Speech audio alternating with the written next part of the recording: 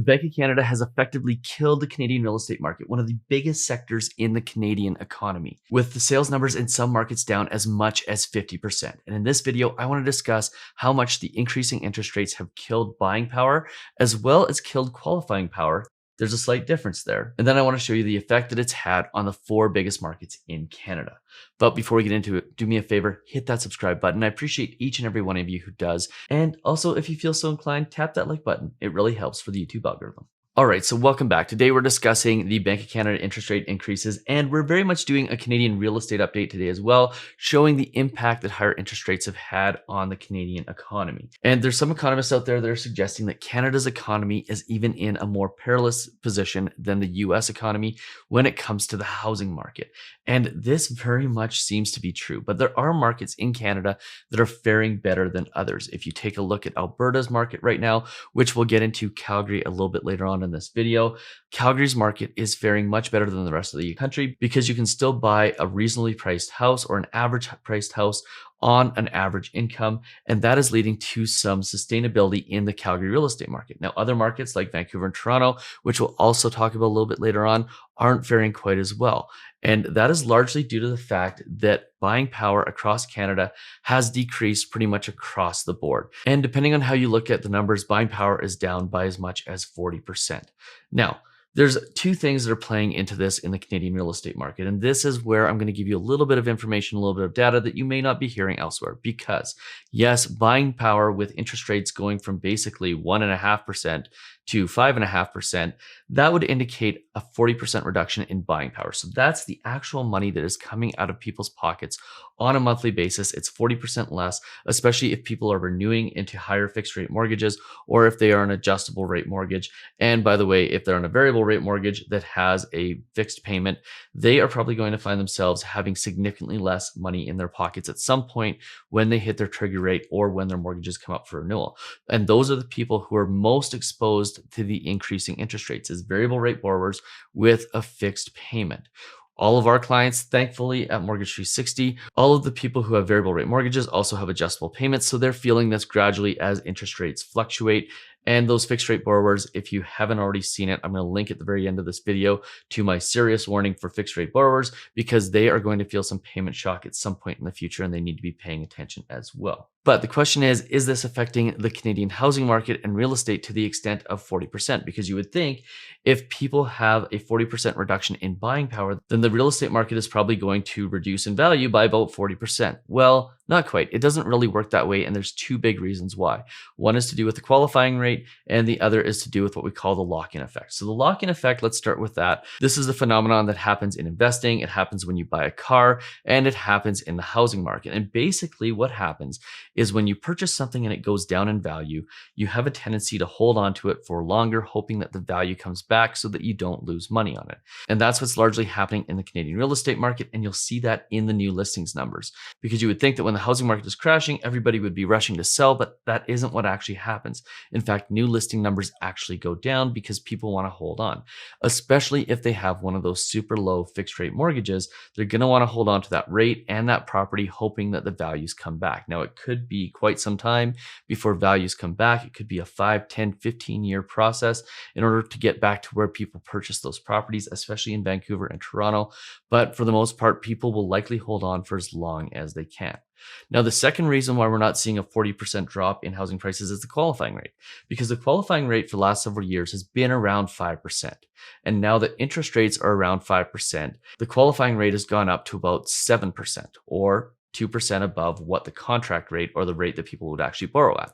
So that 2% increase, if we're using the 1%, 10% rule, which indicates that a 1% increase decreases buying power by 10%. Well, if we look at it from the perspective of the qualifying rate, there's actually only been a 20% reduction in the qualifying power of Canadians. So in other words, when people are going out and shopping, they don't qualify for 40% less than they did 2 years ago, which would be what you would expect considering a 4% basically increase in interest rates.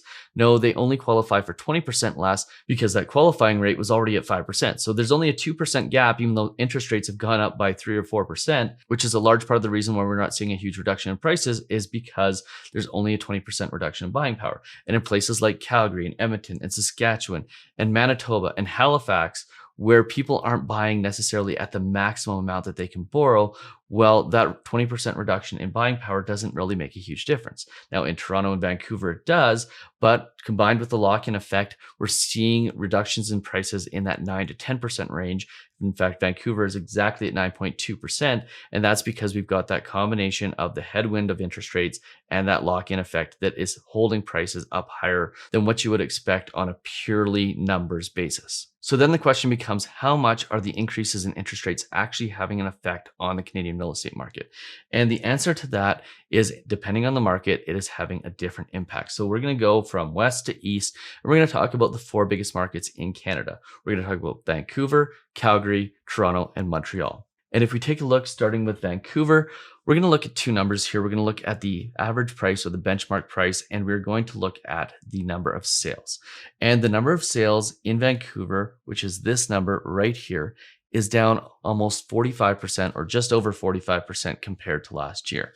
Now, if we go and we take a look at the benchmark price, you can see that the benchmark price when we get down here is currently at 1.148 million. Now, this represents a 2.1% increase from October of 2021, but that's not the number we're really interested in. The number we're interested in is how much it's gone down since the peak. And that number is 9.2% over the last 6 months. So we're down about 10% in values in the Vancouver real estate market due to the higher interest rates. Now, the next question is, what does Calgary look like? Well, Calgary has net migration because housing's cheaper. You can still make a pretty reasonable amount of income. And as a result, the Calgary market is faring much better than other markets in Canada, especially Vancouver and Toronto. So if we look at the number of sales, it's down only 15%. The benchmark price is still up slightly, which is largely due to the net migration numbers. And the new listings are down about 13%. So in general, Calgary's market is faring much better than Vancouver's market, again, because Calgarians typically haven't been bumping up against the maximum amount that they can afford based on the qualifying rate.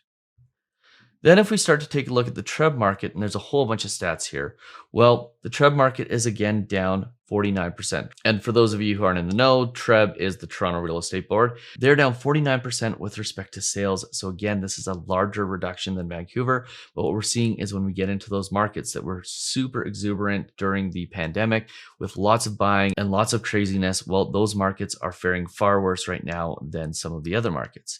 And if you take a look at the numbers with respect to average price in Toronto has gone down 5.7% compared to last year. Now, this is actually down significantly more compared to the peak in March or April, but Toronto is actually one of the few markets that is showing a decrease year over year compared to last year at this time, which tells us that they're the ones who have felt the most pain compared to every other market in Canada. So I feel for those who bought in Toronto at the peak of the market. And then in addition to that, you can see that the number of listings is down as well. And again, that's that lock-in effect that we talked about. Now, moving into the Montreal market, this is where it gets interesting because the Montreal market is kind of a balance between Calgary and Vancouver and Toronto. Not quite as big as Vancouver and Toronto, didn't have the same exuberance that those two markets had, but had slightly more exuberance than the Calgary market has. Now, what's interesting about the Montreal market is sales are down 35%, but listings are up 50%. We've only seen a 1% reduction in the price there. Now, the reality here is I don't know why listings are up so much in Montreal compared to the rest of the country. Maybe last year listings were down significantly. I know Montreal in the past, when we've done the Canadian real estate updates, has always kind of jived to its own tune and done its own thing compared to the rest of the markets. But what this shows is that depending on the market you're in, the effects of higher interest rates are acting differently upon those markets.